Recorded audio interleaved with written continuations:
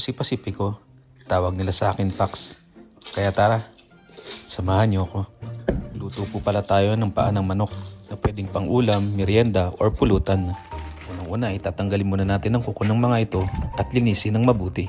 Papakuluan natin siya ng mga 30 minutes sa pressure cooker kasama ng mga ingredients na ito. Ayan, natapos na rin natin siyang pakuluan. Tamang-tama lang ang 30 minutes. Handa na rin tayo ng breadcrumbs. Tara at magpakulo na tayo ng mantika.